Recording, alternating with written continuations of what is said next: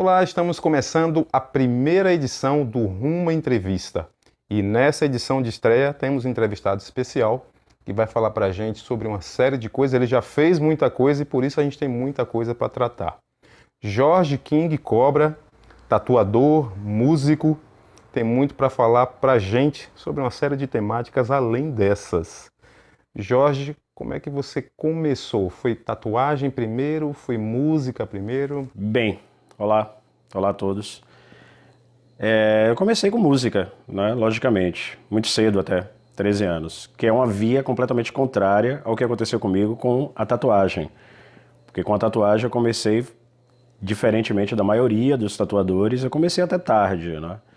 Já maduro, eu já comecei a tatuar. Mas sempre lidei com arte, com desenho, trabalhei com publicidade, enfim. Mas com a música, com certeza. Com a música foi aos 13 anos de idade, né? A primeira bandinha de rock and roll na escola e estou fazendo isso até hoje. Muitas bandas, como é que foi? Foram muitas bandas. Comecei como baterista, né? Já havia uma coisa natural em mim, percussiva, talvez herdada de meu pai, que também era um percussionista, boêmio e cantor. E isso se deu gradualmente. E tanto da bateria para a voz foi por brincadeira. E eu acabei realmente assumindo o microfone como algo mais sério após ter fraturado o braço, o que me impossibilitou de tocar bateria. Mas rock, por que rock? Foi o contexto, influências de pessoas? Não sei, cara. Como eu sou filho único, eu tive uma infância muito solitária. Não é? Apesar de ser social ali com a turminha da rua. Mas eu já era o estranho no ninho, já era considerado uma criatura esquisita. E aí a proximidade com o rock and roll me deixou mais confortável para encarar as mazelas, né, da adolescência principalmente. Algumas poucas décadas depois, como é que está ainda a sua participação no cenário musical?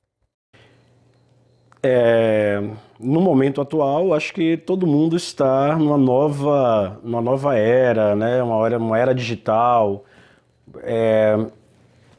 A atuação de músicos tem sido muito mais pelas redes, né, pela internet, do que o que nós conhecíamos como música ao vivo, né? Que era coisa em loco, né, pessoal, intransferível. Não é? Mas de lá para cá, nessas últimas décadas, eu tenho me envolvido em vários trabalhos. Alguns eu dediquei o que eu tinha de melhor e outros foi por pura necessidade existencial mesmo. Eu pergunto porque essa geração mais nova, dos últimos 10, 15 anos, ela está muito satisfeita em consumir música apenas tocando play no celular. Muito, muito, certo? Você que escutava rock, que curtiu suas bandas, que foi até o show de muitas delas, como é fazer música agora e não encontrar esse cenário, encontrar gente que está te curtindo apenas por aplicativo, por rede social? Pois é, esse é um problema que está sendo visto, mas não muito bem entendido, por todos os músicos, principalmente do rock and roll, vamos dizer assim, né? De todas as áreas do rock. Em Salvador, que é a cena onde eu mais toco, essa preocupação é quase que unânime, não é? Todos sentiram já há cerca de, vou chutar por alto, 5 anos ou um pouco mais, já se sente a falta de um público mais presente, não é? As noites já não têm sido, não é, mais tão populosas quanto antes. Não, há um passado recente, em Salvador tinha muitas casas, principalmente no Rio Vermelho, havia muitas casas que tocavam rock. Houve uma época na King Cobra mesmo, já houve um período em que nós tocávamos de quinta a domingo, não é, em casas diferentes. Isso dava uma amplitude muito grande para todo mundo que fazia rock naquela época. Hoje em dia, nós temos mais bandas de rock e menos locais para tocar. Isso associado com menos público, dá para se ter uma pequena dimensão de que se faz isso por uma relação muito mais afetiva do que encarar como uma profissão rentável ou coisa parecida, né? Acho que isso deve mais respeito ainda do público, né? Por entender que quem está envolvido com rock está envolvido de coração, de verdade, quer realmente fazer aquilo. Se for falar de festivais, então, uma coisa... Festivais, a coisa já toma um outro sentido. Porque vários festivais que aconteceram aqui na Bahia nesses últimos anos tiveram sucesso. Até uns 15 anos atrás era possível ver festivais onde só tinha metal pesado mesmo. Hoje em dia parece que tem que colocar uma coisa mais pop, mais suave, senão não dá público. E em Salvador, na capital, lugares maiores, como é que tá?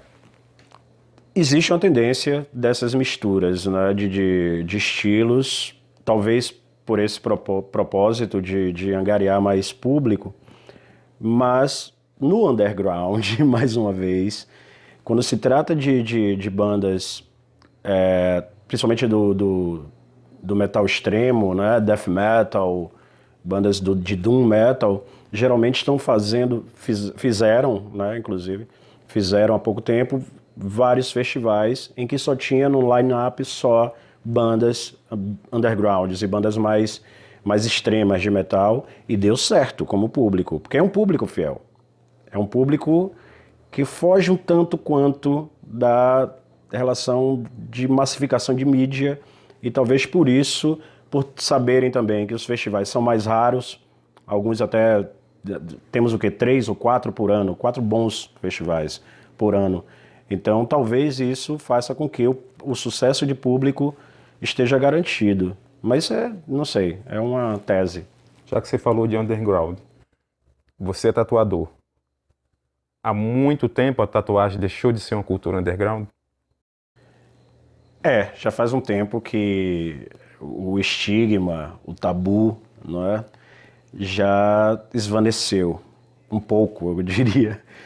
Mas por causa, eu percebo que é por causa da relação de mídia também, não é? Com o advento da TV a cabo se tornando popular, uma porrada de programas específicos, temáticos de tatuagem em vários canais. Isso ajudou a promulgar a arte e é legal. A parte ruim disso é a banalização da arte da tatuagem. Você não acha que jogadores de futebol, basquete, alguns artistas também ajudaram a massificar essa ideia? Sim, claro. Através desses ícones, né, que televisivos principalmente, que as pessoas acabam perdendo aquele temor, né, pelo não conhecido, ou pior, né, pelo que foi outrora divulgado como algo maléfico, algo que apontava uma marginalidade e que, no fundo, até me dá um certo prazer em saber que era assim. Mas, enfim, eu sinto que está banalizado hoje em dia. Tantas informações acabaram que distanciando as pessoas do propósito talvez mais responsável da tatuagem, tanto de quem se pretende tatuador, quanto a quem quer ser tatuado. Não é? Acho que os caminhos têm que convergir nesse caso, entre tatuador e tatuado, para que o resultado final seja única e exclusivamente satisfação. É indelével, dói e é de verdade. Isso era uma plaquinha que tinha em um estúdio, talvez o estúdio mais antigo da Bahia, que é o estúdio de Binga Tatu, lá em Salvador. Seria inevitável te perguntar sobre isso, sobre a dor no processo. Bem, hoje em dia, para você ver como é que está a coisa, nós temos até tutoriais com escalas de dor, né? Você pode procurar que você vai encontrar.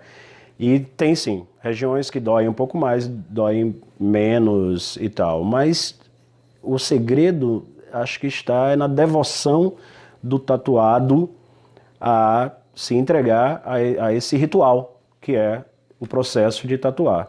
Acho que ele vai sofrer menos se ele tiver total e absoluta confiança, tanto no seu tatuador, quanto em si mesmo. Mas não por aguentar dor, mas por se entender que ele está se colocando nessa situação. Não existe uma forçação de barra, a não ser que ele se sinta pressionado pela sociedade em se tatuar. Aí é outra coisa. Mas você deve ter lidado com tanta gente se tatuando, se propondo a tatuar. Alguns deles, com certeza, inclusive encararam a dor como parte do ritual, como parte do processo. Até agregou de alguma forma, não? Esses, inclusive, foi o que eu citei, que são os que menos sofrem, não é? Pela aceitação. É aquela. Eu vou tentar figurar aqui, fazer uma pequena ceninha, aquela coisa oh meu Deus, como está doendo, eu não aguento mais. É ao mesmo tempo que a mesma pessoa que está sendo tatuada está aqui e pensando, nossa, como eu queria tanto minha tatuagem. E eu vou tê-la. Hoje eu saio tatuado daqui, nem que ele tenha que passar 8 horas em cima de meu braço. E ele sai sem sofrer tanto quanto o que fez o coraçãozinho de 1 centímetro e ficou chorando durante todos os 15 minutos que ele ficou. E já que você falou do coração, você lida muito com simbolismo, então, né? A relação das pessoas com o simbolismo. A gente, às vezes, não tem noção do que representa um traço, às vezes, que a gente não consegue nem entender na pele de alguém. Sim, então, essa troca é constante, não é a troca dos saberes, né, das experiências. Tem gente que chega com símbolos, vamos dizer assim, que eu não sei o que é, e eu preciso que ele me explique. Do mesmo jeito que tem gente que chega com símbolos que não faz ideia do que significa, e eu me sinto obrigado a, pelo menos, dar um sinal de alerta. Olha, cuidado com o que você vai tatuar, porque isso aí significa tal coisa em outro lugar, talvez. Mas, enfim, é bastante grande as possibilidades dessa troca de informação simbólica, não é? E é interessante demais, porque você acaba interagindo com a pessoa, com o que ela pensa naquele momento, se o que ela pensa é durável. Por exemplo, alguém que me pede para tatuar um nome, uma menina jovem me pede para tatuar um nome masculino. Eu me sinto obrigado a perguntar se esse nome é de um pai, de um ente querido, ou se é de um namorado. Porque se for de namorado, eu não tatuo. E já fui até agradecido por agir dessa forma, 2 meses depois de ter negado.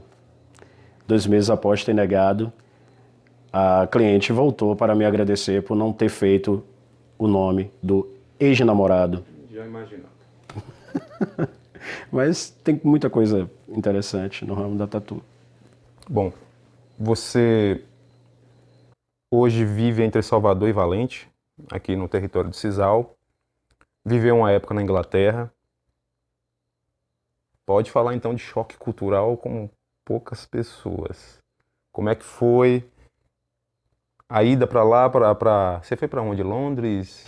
Eu morei a princípio em Birmingham. Em Birmingham morei por 1 ano e 8 meses e após esse período eu fui para Londres e fiquei quase mais 1 ano, provavelmente coisa de 11 meses, pouco menos de 1 ano. Você lidou com a galera do cenário rock de lá? Sim, sim. Em Salvador? Toquei em bandas. Em Salvador, andei... mas também aqui no território do Sisal. Sim. A paixão é a mesma? Não? As manifestações? Como é? Não creio que a relação geográfica deixaria isso tão claro, porque as minhas procuras sempre estavam envolvidas com o que eu quero fazer, com o que eu gosto de fazer. Eu não simplesmente interagia porque alguma coisa me parecia novo. Pelo contrário, ainda mais em Birmingham, que é a terra do heavy metal, né? Terra do Black Sabbath, do Saxon, enfim, de várias outras bandas que deram início, deram start a esse estilo musical. Então tinha um apreço emotivo aí também. E sobre as inter-relações Inglaterra, Brasil e interior da Bahia, eu percebo mais coisas que se aglomeram, né, que são próximas, do que as que diferem. Né? Tirando as coisas naturais, que seria a língua, alguns maneirismos culturais e tal, mas a forma com que a galera lida com a musicalidade é muito próxima, é muito parecida. Nisso estamos todos uníssonos, assim, eu creio que ao redor do globo. Pela minha experiência, eu percebi que não há muita diferença, né, de comportamento para quem curte música underground, né? Independente do estilo. A forma de conviver é muito próxima, tanto nas coisas boas quanto nas ruins. A gente o tempo todo tem falado do cenário underground, né? Uma coisa menor em termos de quantidade de pessoas atingidas. Fala-se muito em cultura de massa, apesar de que tanto o Theodor Adorno quanto o Horkheimer, eles falaram de uma indústria cultural, que seria muito mais interessante tratar assim. Porque a cultura de massa seria uma cultura produzida por ela mesma, e acaba não acontecendo isso. Enquanto que exatamente, enquanto que a indústria cultural, o termo deixa claro que alguém manufatura isso para elas, ao bel prazer, não é? Mas você convive com a galera do rock aqui também na cidade de Valente, em Salvador e tudo mais. É perceptível isso, que nessa cultura um pouco mais fechada, as pessoas têm mais liberdade para serem ativas do que numa cultura mais aberta, onde ela só recebe algo da TV, por exemplo? Eu acho que as pessoas que se envolvem com o rock ou qualquer tipo de contracultura, elas acabam sendo impelidas, não é, de uma forma natural, não porque seja empurrada por isso, mas acho que empiricamente acaba se jogando mais a conhecer mais coisas. Isso está evidente na letra das músicas, não é, no vestuário, na forma de comportamento. Então não há uma aceitação morna para quem, pelo que eu percebo, para quem cultua rock and roll. Não há uma aceitação tranquila para quase nada que advenha da grande mídia, vamos dizer assim. Há uma inquietação contínua nessa galera, pelo menos na maioria deles, eu percebo isso. E o ouvinte de rock, ele tende a ser mais pontual nas suas críticas, não é? Ele se aprofunda mais a saber do que o público mais comum, né? O público que consome, vamos dizer, música pop. Eu creio que há a diferença significativa nisso, nesses dois polos aí, está nas relações de aceitação. Eu estou escrevendo um livro sobre rock no território do Sisal e entrevistando pessoas de várias gerações, foi muito perceptível essa questão da geração dos últimos 10, 15 anos. Parece que muitos não se dão mais ao trabalho, né? Talvez pela falta daqueles rituais de ter um disco, de colocar na vitrola, de ter um CD e colocar no aparelho de som mesmo, né? Uma fita cassete e tal. Todo mundo já tem a discografia completa, enfim. Essas facilidades dificultaram também algumas imersões, não? Totalmente. Você acaba se distanciando daquilo que quer se aproximar. É incrível essa dicotomia. Talvez pela facilidade de acesso, né, e de se colocar isso nos ouvidos, né, e na mente, essas transições de interesse acabem se tornando frívolas.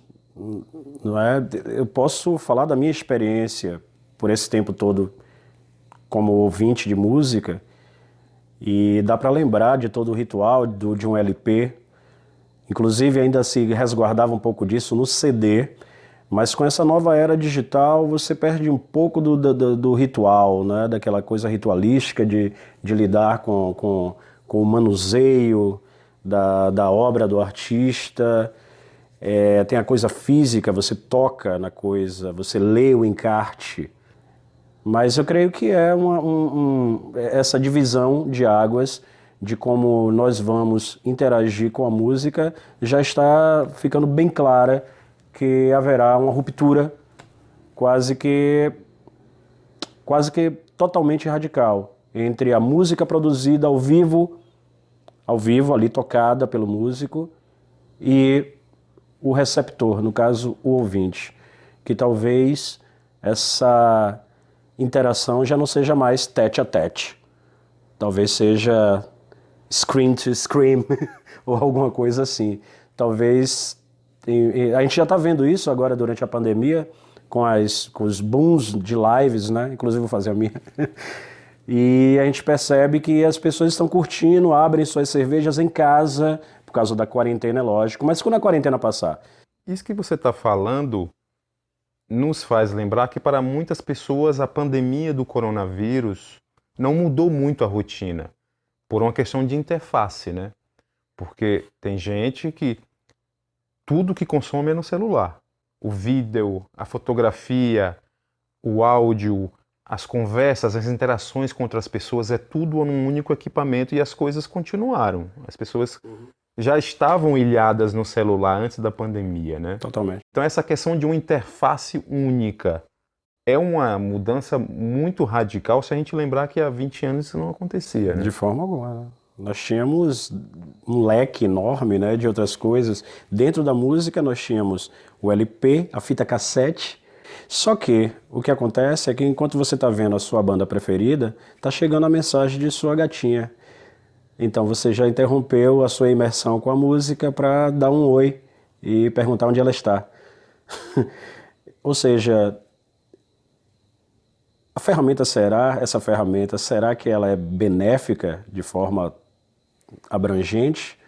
Ou ela é um tropeço quando a gente fala de imersão e de usar as ferramentas da música, por exemplo, como o que a gente faz com a literatura, como um instrumento de engrandecimento empírico?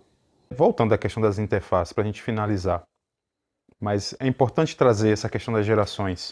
A criança de 5, 6, 10 anos de idade hoje interage mais com quem está na internet, com o mundo virtual, com quem mora em outro estado, outro país, do que com sua própria comunidade, a não ser quando está na escola. Apesar de se estar lidando com realidades diferentes, o tempo é o mesmo. O que acontece ali é uma relação quase quântica, né? Você está em dimensões completamente diferentes, mas está, ao mesmo tempo, em uma só. Mas você se divide. E dividir a atenção para fatores externos, enquanto você está imerso dentro do que você tem um controle quase que total ao que vai à frente, ou volta, ou permanece, faz com que talvez você sinta uma falha nesse desejo de saber um pouco mais do que o que ele é tão prontamente servido, né? Uma bandeja de prata, de nada, não tem o mesmo valor da procura por qualquer coisa. Eu pergunto isso que me preocupa, os valores dessa geração nova com a sua comunidade, o quanto eles... Que tipo de empatia, que tipo de relação eles vão ter com a sua comunidade, se a comunidade hoje deles é virtual, é muito maior, às vezes nem é aqui. É uma questão complexa, não é? Porque vai envolver desde a escola até dentro de casa, quais são as páginas que são visitadas, ou seja, é um pouco difícil de entender de uma forma generalizada. Eu acho que deveríamos estudar um pouco mais de quem estudou sobre essas relações de comunidades para tentarmos ter uma ideia, e mesmo assim acho que superficial, do que está acontecendo e sem muita prévia do que vai acontecer. Adaptações. Só que dessa vez o Homo sapiens, né, vai ter que se adaptar de forma mais rápida a essa nova geração de silício, né, digital. Vamos ver se tudo acaba bem, se é que acaba.